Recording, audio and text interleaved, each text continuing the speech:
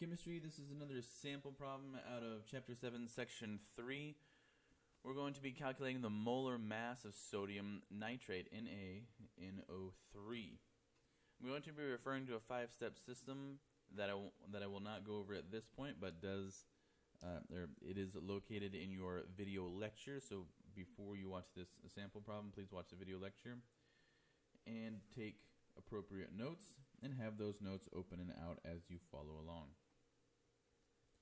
First step here for calculating the molar mass of sodium nitrate.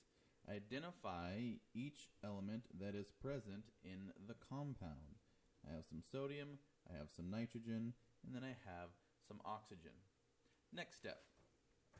Go to the periodic table and identify the average atomic masses of each of the elements involved in the compound.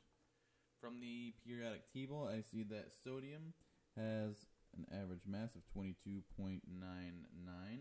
Nitrogen comes in at 14.007.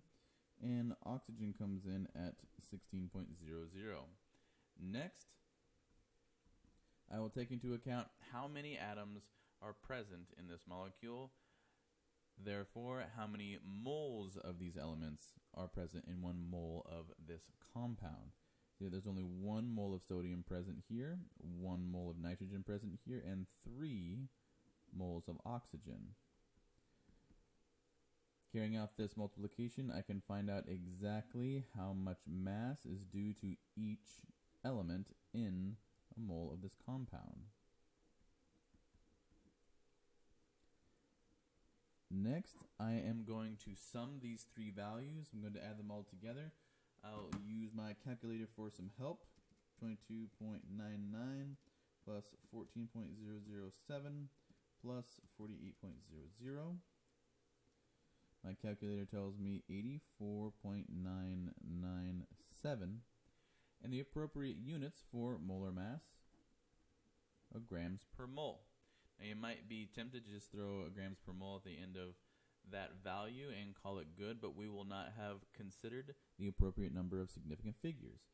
Now in this second calculation here, we're using addition, and so we need to consider how many digits are present to the right of the decimal, and whichever value of these 3 has the fewest number of digits past the decimal, that's how many digits past the decimal my answer should have. So we see that this middle value has 3 digits past the decimal point, whereas the first and third values have only 2 digits past the decimal, and so my answer needs to be recorded with only 2 digits past the decimal. So I'll round up.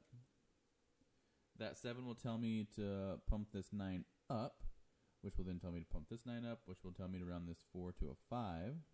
And so the answer that I will record for full credit will be 85 grams per mole.